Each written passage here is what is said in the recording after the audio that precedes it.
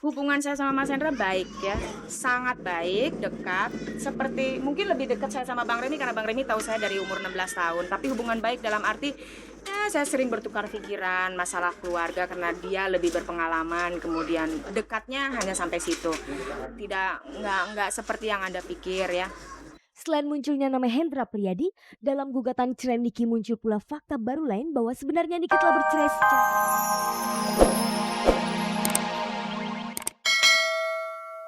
Tahun 2002 ada tapi nggak banyak lah itu. Ya, nggak sampai terlalu kayaknya, wah si ini cerai, si itu cerai. Pemirsa, tahun 2001 diwarnai dengan berbagai musibah yang menimpa sejumlah artis, mulai dari kematian, terjerat kasus hukum hingga kecelakaan. Di tahun 2002 ini, apakah musibah yang menimpa artis akan banyak terjadi? Buat kejadian besar atau masalah-masalah yang tidak baik, atau baik yang meninggal atau apa, selebritis ya, itu tidak ada. Pada kalangan selebritis itu terjadi masalah kerja keras. Karena banyak hambatan-hambatan yang bisa terjadi pada diri mereka masing-masing.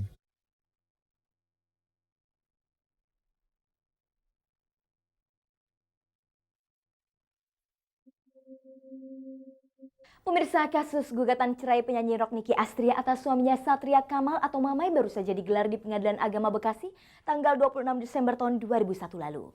Ternyata kasus perceraian itu terus berlanjut.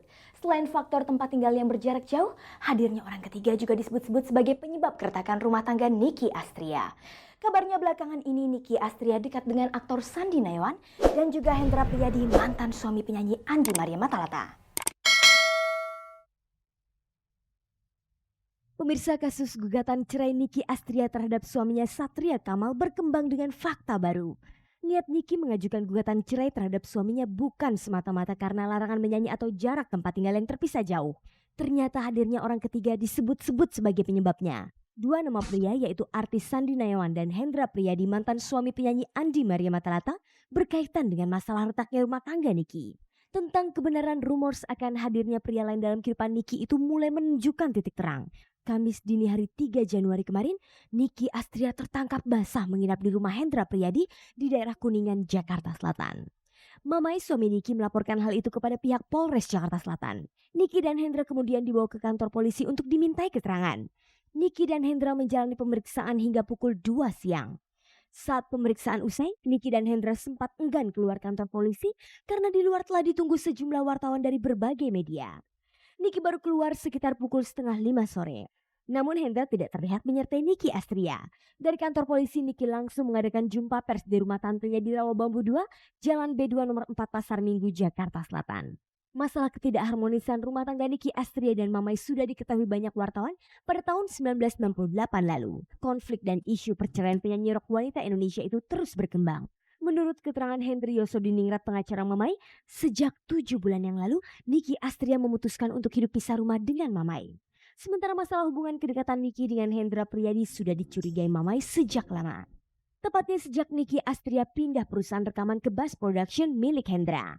Namun sejauh itu Mamai belum bisa membuktikan hingga peristiwa dini hari Kamis kemarin di mana Niki dipergoki tengah menginap di rumah Hendra. Saat Mamai mengetahui, ia pun langsung melaporkan istrinya ke Polres Jakarta Selatan. Kasus saya dengan suami saya udah tahu kan ya.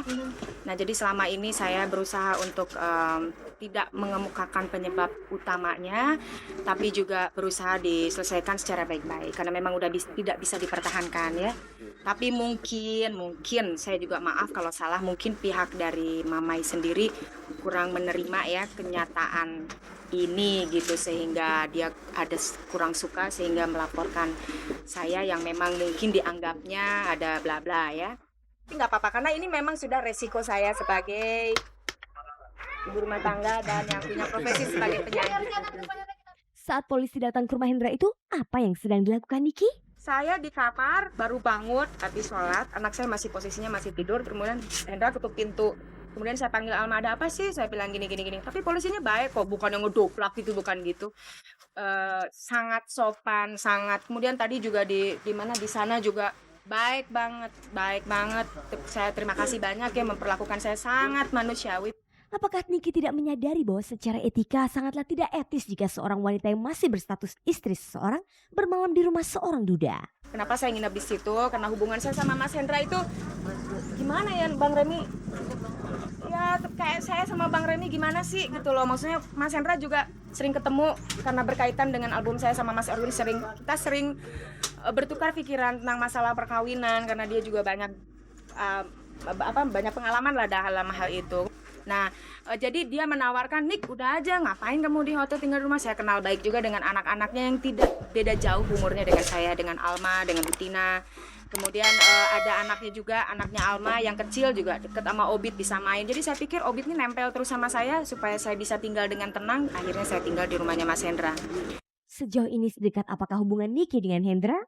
Hubungan saya sendiri dengan Mas Hendra, saya ini sering datang ke Bass Production karena sehubungan dengan album saya yang sering konsultasi dengan Mas Erwin Gutawa.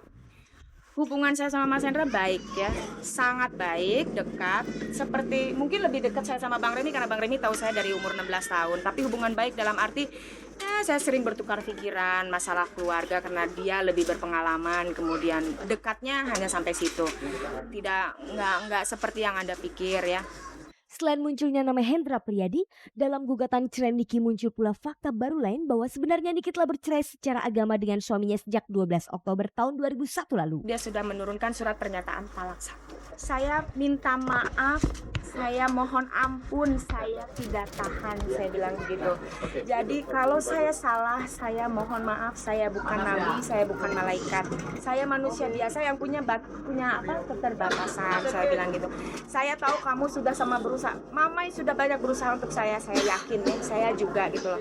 Akhirnya Mamai bilang dan saya yang minta surat pernyataan ini ditandatangani karena saya butuh pernyataan dari dia bahwa saya sudah tidak ada kewajiban lagi sebagai istrinya Mamai. Jika memang telah resmi bercerai secara agama, mengapa Niki menutup-nutupi perceraiannya itu? Mamai sebetulnya tidak mau ya diekspos, makanya tidak mau ada saksi, tidak karena ini demi anak dan sebagainya. Tapi ya memang saya nggak bisa, saya juga tidak mengekspos diri kan, saya tidak berpengumuman kemana, saya berusaha menyembunyikan semua ini, tapi memang ya gimana, kalian juga lebih pinter gitu nyari. Lantas bagaimana tanggapan Niki saat mengetahui bahwa Mamai melaporkan dirinya ke polisi dengan tuduhan tinggal serumah dengan pria yang bukan muhrimnya? Saya sangat cukup memaklumi gitu sifat beliau ini ya. Jadi dan sudah di sebelumnya sudah ada perkataan-perkataan itu. Jadi saya lihat dulu kasusnya. Kalau memang tidak terlalu mengganggu hidup saya pikir daripada ribut, anak saya tahu, saya nggak mau ya. Tapi kalau sampai mengganggu langkah saya ke depan, sampai mengganggu, ya mungkin akan. Tapi saya nggak tahu dari pihaknya Mas Hendra ya, itu mungkin ada gugatan nama baik pencemaran nama baik mungkin. Kalau saya mah udah biasa kan karena profesi saya di sini gitu. Pemirsa, untuk mendapatkan keseimbangan berita, Cek dari Cek berusaha mendapatkan keterangan dari pihak suami Niki, Satria Kamal atau Mamai. Sayangnya Mamai belum bersedia memberikan keterangan. Akhirnya pengacara Mamai Henry Yosodiningrat bersedia memberi keterangan saat ditemui dalam acara Halal Bihalal di rumahnya. Bagaimanakah pihak Mamai menanggapi tragedi Kamis dini hari di rumah Hendra Priyadi itu? Seperti yang informasi disampaikan bahwa itu dia nginep di sana gitu ya. Ya secara etika dan secara moral itu sudah nggak benar lah ya. Karena apa, mereka masih terikat dalam satu perkawinan ya. Baru orang itu dapat dikatakan telah terjadi perceraian apabila sudah ada putusan hakim yang sudah punya kekuatan hukum tetap. Nah pasalnya sudah barang tentu perzinaan ya yang akan dipakai di situ. Ya, yaitu salah satu terikat perkawinan, dalam hal ini si Niki ya. Nah sebetulnya akan merugikan bagi Niki ya, dalam hubungan dengan masalah perwalian. Selain orang ketiga, benarkah rumah tangga Niki Astria dengan Mamai sudah tidak harmonis sejak lama?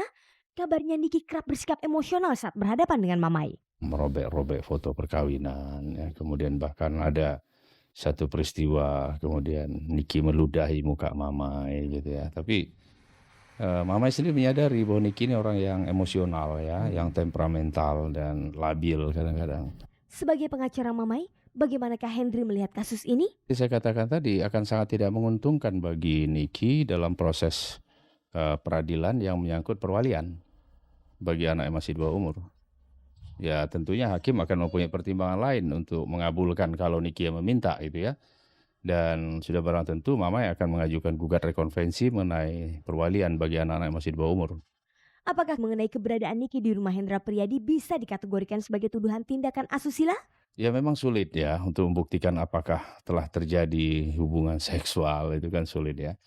Akan tetapi dalam perkara pidana ini keyakinan hakim ditunjang oleh minimal 2 alat bukti yang sah.